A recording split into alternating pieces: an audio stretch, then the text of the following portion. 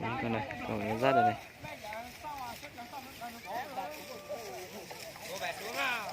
Chú con chú ngõ đâu? Tuốt lúa à?到不知道嘛？这叫做让两线嘛，不？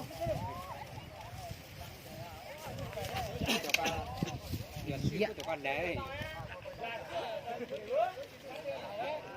Không có gì dạ.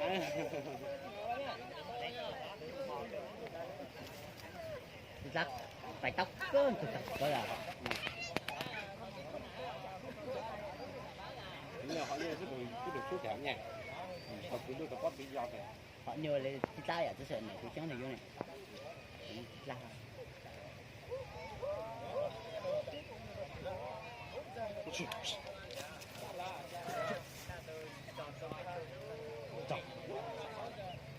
cái này làm cho tụi nó ít.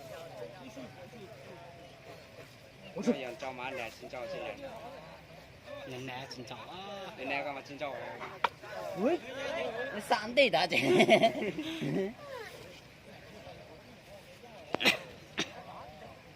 Nó có anh nè không? cô thì là dặn là họ ta từ sát đó phóng chứ là giờ từ tao báo gì để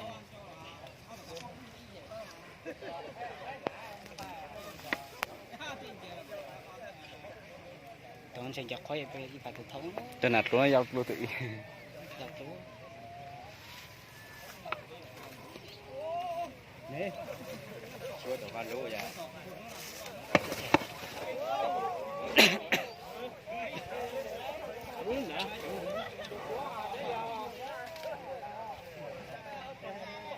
Cho nhiều hơn hả nhỉ? anh chị mình nè bảo tới mình nè xa hả Có biết cái nến xài cái nhỉ cái.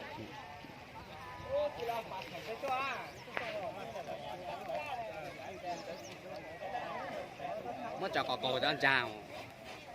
Mất cho cỏ án thôi.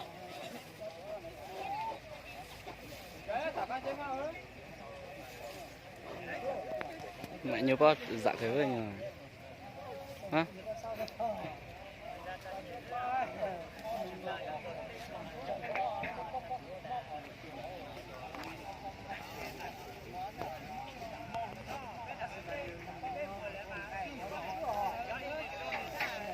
chú hiện thực cái xe này hả hiện thực cái này hả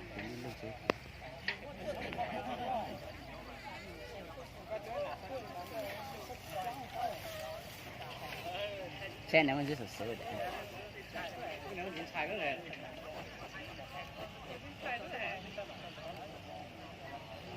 Như vậy cho họ cho chúa đã biết tích của mà nó xài cái này.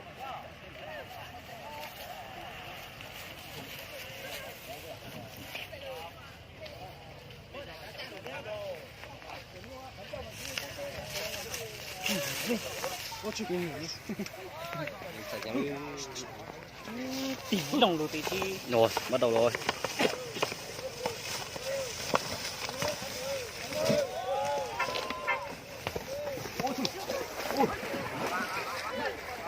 kìa Lấy tụi con thích, lấy tụi con thích. lấy thử cà phê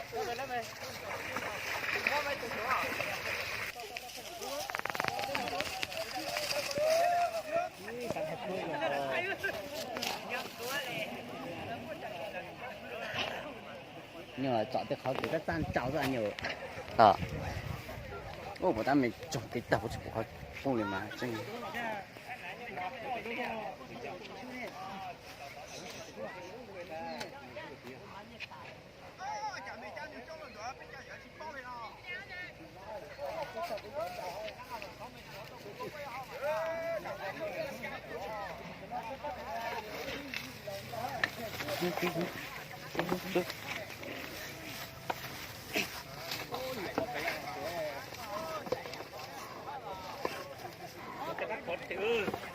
ủa giờ gì ta có tuyệt đó lệ xin lo lại Mạnh gần mất mắt cái này.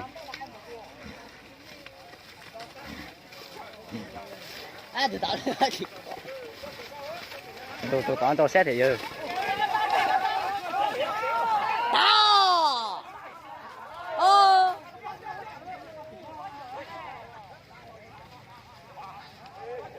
thì mà nhọt thịt ba của ta